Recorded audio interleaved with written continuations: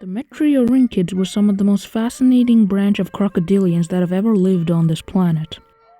The main thing that makes them so bizarre and incredibly unique compared to many other groups of crocodilians, or rather crocodilomorphs, was the fact that these crocodilomorphs evolved to become fully aquatic oceanic predators, first appearing in the Mid Jurassic 168 million years ago, before dying off in the Early Cretaceous 125 million years ago. Over this 40-plus million year long span, they greatly diversified into a myriad of different genuses and species, one of which was Plesiosuchus.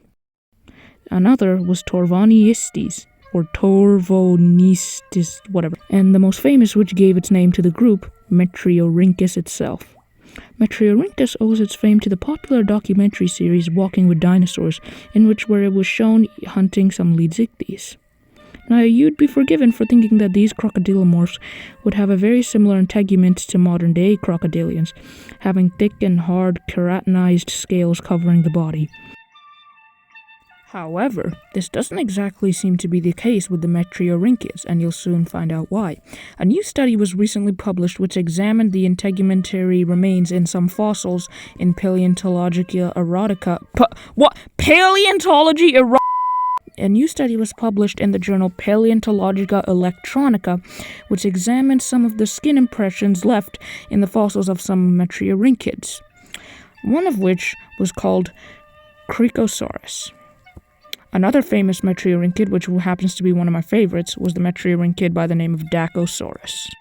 By firing an ultraviolet-induced fluorescent light, they were able to more closely examine and view in further detail the skin impressions which were left by these Metryorhynchids.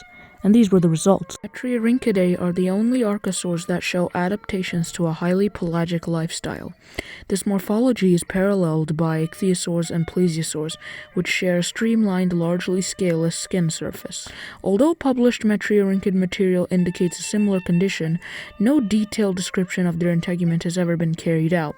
New data from several specimens representing at least 3 genera are shown here, revealing a uniform skin type lacking any traces of scales or scutes, and instead showing folded and transverse fibers.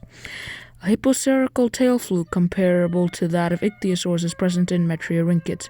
Surface anomalies on Metriorhynchid skin are interpreted as potential epizootic scars, similar to those from barnacles or bite marks. A broad comparison implies deep homologies with plesiosaur and ichthyosaur skin. We also describe skin details of early Latasuchians for the first time. Unlike Metriorhynchidae, their integument is demonstrated to be very similar to that of extant crocodilians, which can be partially explained by their inferred onshore behavior. There's generally a high threshold for extensive skin modifications in aquatic reptiles. So as it turns out, Metriorhynchid skin may have been largely featureless, lacking any scales except for the occasional fold or flap on the skin. Here's some of my paleo artwork depicting these Metriorhynchids.